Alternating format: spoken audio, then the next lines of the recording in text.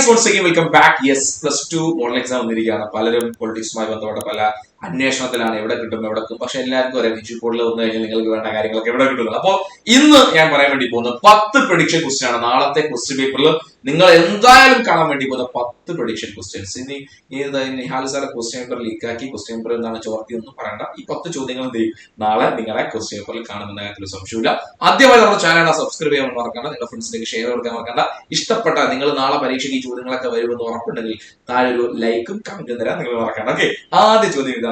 സ്വാതന്ത്ര്യത്തിന് ശേഷം ഇന്ത്യ നേരിട്ട അടിയന്തര വെല്ലുവിളി രാഷ്ട്രീയ നിർമ്മാണ പ്രക്രിയയായിരുന്നു. രാഷ്ട്ര നിർമ്മാണ പ്രക്രിയയുമായി ബന്ധപ്പെട്ട വിവിധ പ്രശ്നങ്ങൾ, അതായത് എന്താണ് നാഷണൽ ബിൽഡിംഗ് പ്രോസസ്സിൽ നമ്മൾ നേരിട്ട പ്രധാനപ്പെട്ട ചാലഞ്ചസ്, വെല്ലുവിളികൾ എന്തൊക്കെ വേണമെങ്കിൽ എസ്സേക്ക് ചോദിക്കാം.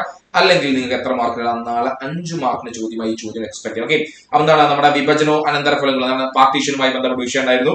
നാട്ടിൽ integration of principal state and reorganisation of state, സംസ്ഥാനങ്ങളുടെ പുനഃസംഘടന, ഈ 3 കാര്യങ്ങളുമായി ബന്ധപ്പെട്ട് അതിൽ എസ് 8 മാർക്കിന് ചോദിക്കാൻ സാധ്യതയുണ്ട്. അല്ലെങ്കിൽ ഈ ടോപ്പിക്കുമായി ബന്ധപ്പെട്ട് 5 മാർക്കിന് ചോദ്യം നാളത്തെ ചോദ്യ പേപ്പറിൽ കാണാം. Ready, set.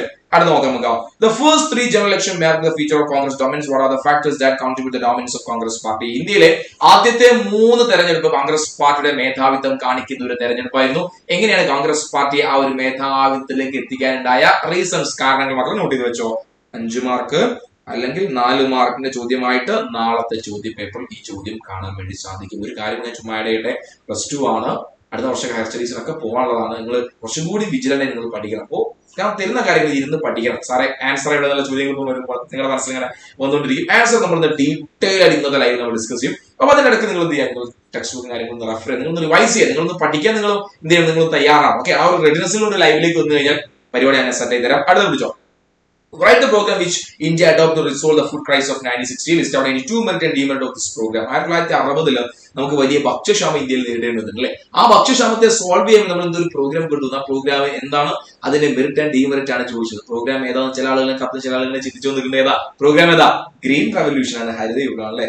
ഗ്രീൻ റവല്യൂഷൻ അല്ലെങ്കിൽ ഹരിത വിപ്ലവം എന്ന് പറയും. പഠിച്ചു വെക്കണം, എക്സാമിന് ചോദിക്കുന്ന പ്രധാനപ്പെട്ട ഒരു സംഭവമാണ് ഹരിത വിപ്ലവം. റെഡി, അത് പഠിച്ചോ. The Indo-China War of 1962 affected the bilateral relationship between India and China. Discuss the cause and consequence of India-China War of 1962. 1962 India China യുദ്ധം വളരെ പ്രധാനപ്പെട്ട ടോപ്പിക്കാണ്. 1962 ഇന്ത്യ ചൈന യുദ്ധം ഇമ്പോർട്ടന്റ് ആയി പഠിച്ചു. അതുപോലെ തന്നെ ഈ ചാപ്റ്റർ ബംഗ്ലാദേശ് യുദ്ധം ഇമ്പോർട്ടന്റ് ആണ്. അത് നിങ്ങൾ പഠിച്ചു വെക്കണം. 5 മാർക്കിനോ 8 മാർക്കിനോ എസ്സേ ചോദിക്കും. മക്കളെ പഠിച്ചു വെച്ചു. റെഡി, അടുത്താണ് നമുക്ക്. Yes, the failure of Neelam Sanjeev Reddy, the official president of candidate of the Congress Party, led the split in Congress Party. Explain the circumstance that led the split of Congress Party in 1969. 1969 Congress party പിളർപ്പിലേക്ക് പോകണം അല്ലെ?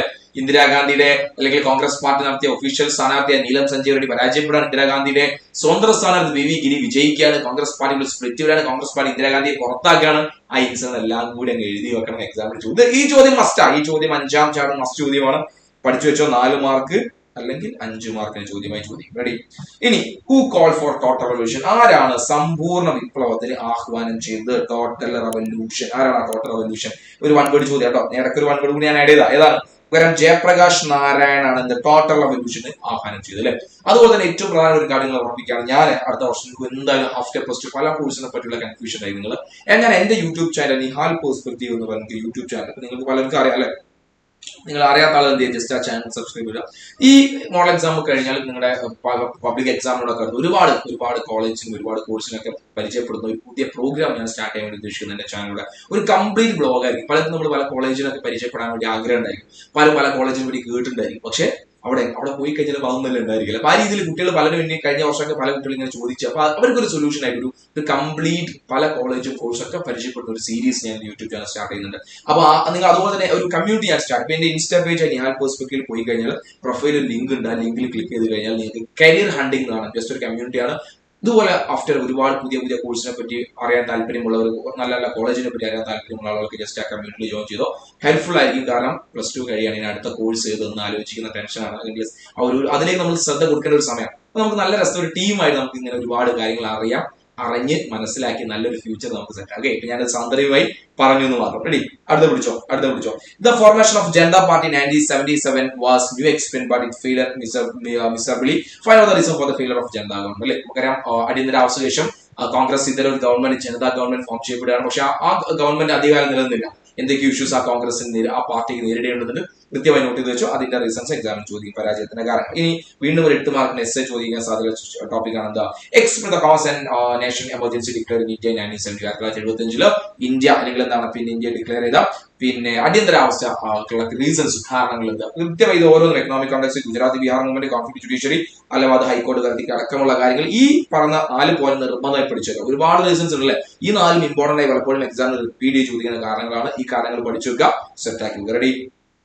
Yes. ഇനി analyse major reason for the disintegration of Soviet. സോവിയറ്റിന്റെ തകർച്ചയിലേക്ക് എത്തിച്ച പ്രധാനപ്പെട്ട കാരണങ്ങൾ എന്തെല്ലാം? 8 മാർക്കിന് പ്രതീക്ഷിക്കാം, അല്ലെങ്കിൽ നമുക്ക് 5 മാർക്കിനും ഈ ചോദ്യം പ്രതീക്ഷിക്കാവുന്ന ഒരു ചോദ്യം. Already yes. ഇനി അടുത്തതാ, what is hegemony explain the 3 dimension of US. എന്താണ് മേധാവിത്വം? അമേരിക്കയുടെ 3 മേധാവിത്വത്തെ പറ്റി ഒരു 5 മാർക്കിനോ 8 മാർക്കിനോ ഒരു ചോദ്യം നാളെ നിങ്ങളുടെ ചോദ്യ പേപ്പറിൽ കാണാൻ സാധിക്കുന്ന ചോദ്യങ്ങളാണ്. ബാക്കിയുള്ള ഒരുപാട് ചോദ്യങ്ങൾ നമ്മൾ ഇന്ന് ലൈവിൽ ഡിസ്കസ് ചെയ്യും. ഈ ചോദ്യങ്ങൾ എന്റെ മക്കൾ നിർബന്ധമായി പഠിക്കുക. അതുപോലെ തന്നെ ഞാൻ പറഞ്ഞ കാര്യം മറന്നുകൊണ്ട, ഇമ്പോർട്ടന്റ് ആണ് നമ്മൾ അടുത്ത നെക്സ്റ്റ് ഇയർ നമ്മൾ ഏത് കോളേജ് കോഴ്സ് ഒക്കെ പഠിക്കാൻ വേണ്ടിയിട്ട്. അപ്പൊ അതിനെപ്പറ്റി ഒന്ന് ചാനൽ സബ്സ്ക്രൈബ് ചെയ്തിട്ട് നമ്മൾ ഒരുപാട് വീഡിയോസ് കാര്യങ്ങൾ നിങ്ങൾക്ക് ഹെൽപ്ഫുൾ ആവുന്ന കാര്യങ്ങൾ അതിൽ വന്നുകൊണ്ടിരിക്കും. So all the very best. നാളെ പരീക്ഷ നമ്മൾ പൊളിക്കും, ഒരു സംശയമില്ല. അപ്പൊ ബാക്കി ലൈവിൽ കാണാം.